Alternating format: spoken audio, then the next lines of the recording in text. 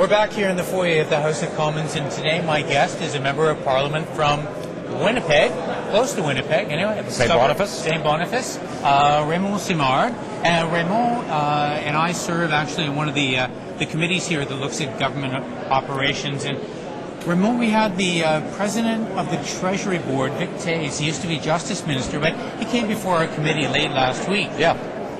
He wasn't too happy with this, was he? Well, it was kind of interesting because actually I'm Treasury Board critic, so it worked out very well. And I think some of the things that we both brought up in terms of their spending habits, and one of the things that they had promised in the last campaign, Garth, was that they would not exceed their spending would not exceed the rate of inflation. But in fact, we've noticed that it's actually 3 times the rate of inflation, close to 6%. And and another interesting point was that on $54 billion of the $220 billion, the actual spending was increased by 11.72 or something, close to 12%. So when these people say something, they don't necessarily follow through. I mean, they're doing quite the opposite on this. Now, let's recap for some of our viewers what some of the problems are with this level of government spending, because Conservatives traditionally said, we stand for less government and lower spending. It's those Liberals who just want to write checks all the time. Right. Well, what is the problem when you have the Minister of Finance now who's spending more money than any Minister of Finance ever before? Right. What can happen? Well, I'd like to start off, Garth, by just saying that I want to dispel some of the myths, because in my writing, a lot of people say, on the fiscal side, I'm more of a conservative. But in fact, when you look at the history here in Parliament, I mean, until the last 2 years, where the Conservatives did get surpluses, we think because of the fiscal framework that we set up, Prior to that, you would think that maybe Mr. Mulroney would have had surpluses, or Mr. Diefenbaker. But in fact, the last Conservative surplus prior to that was in 1912. I think it was Sir Robert Borden was the Prime Minister. So I just want to state a very important point that, in fact, when they talk about their record and how strong they are on fiscal management, it is a myth. I mean, if you look at their record, that is the actual record. Now, the problem with Mr. Flaherty increasing spending like this is it can cause inflation. I mean, there's no doubt about that. And as a matter of fact, the president of the Treasury Board last Thursday stated very specifically, I think unintentionally, but he said, but inflation is now at 2.4%. Well, that was exactly our point. Yeah.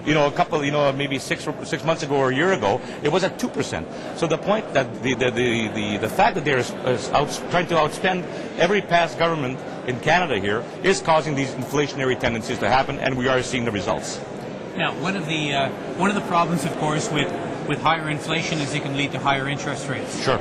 And higher interest rates right now are not exactly what this economy needs, right?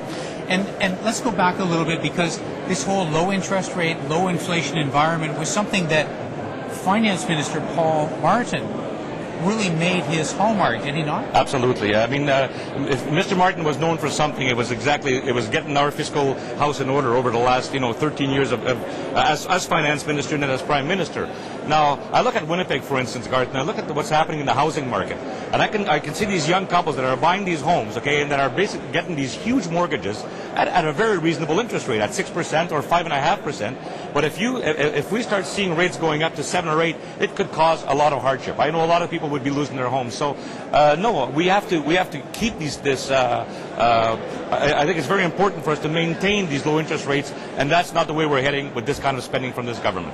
Well, absolutely, and I know in my riding of Halton, where we have this ridiculous house prices, right? I mean, absolutely crazy. Right.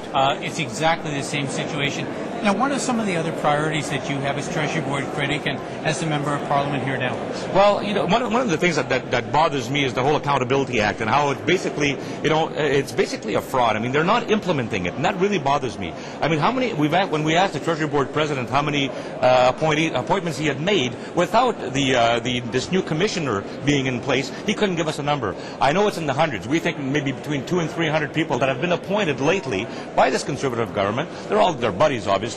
And but at the same time, he's saying that it takes a long time to bring in this new commission, this new board in place, and that bothers me a lot. So that's a huge priority. In my riding, obviously, official language is a big concern. I am one of the only francophone members of Parliament west of Sudbury, so people count on me to look after their interests in that respect. And I'm very proud of that. So they cut a lot of programs that affected our communities negatively. And although they say in the House of Commons that they are supportive of official languages, what they're doing is totally to the contrary. So what they say is one thing, what they do is something completely different. Raymond, do you think we are going to have an election? This, of course, is the question around here. We've got we're in the second week of this session right now. Some people think if it doesn't happen this week or next week, forget it. Right. There's an election now in Manitoba. Absolutely. Right. So does that election in Manitoba preclude having a federal election? I don't think it has any impact at all. I mean, in Manitoba, there's 14 seats. I don't think that will make a difference in Mr. Harper's decision. I've got an option on my my campaign headquarters. I mean, I've been paying for the last 2 months just in case. I'm ready to go. I've got billboards up that can be converted to election if I have to. I mean, I'm ready to go. Having said that, I don't think every time Mr. Harper gets to 38, 39%, people seem to be pulling him back down. And there's obviously a certain level of mistrust with this person, with this government, and I think it's going to keep him from calling an election this spring. It almost seems like Canadians want to have a minority Absolutely. government right now. Would you agree with that? Absolutely. I mean, the Canadians are telling us we've elected a minority. I've had 3 elections in 3.5 years. This would be 4 and 5 years for me. And I just don't think Canadians are prepared to do that. So, no, I think Canadians are saying we've elected a minority, make it work, and I don't think they're going to give Mr. Harper's majority. All right, my friend. My pleasure. Thank you very much. Good. Thanks a lot. Thanks for watching MPTV.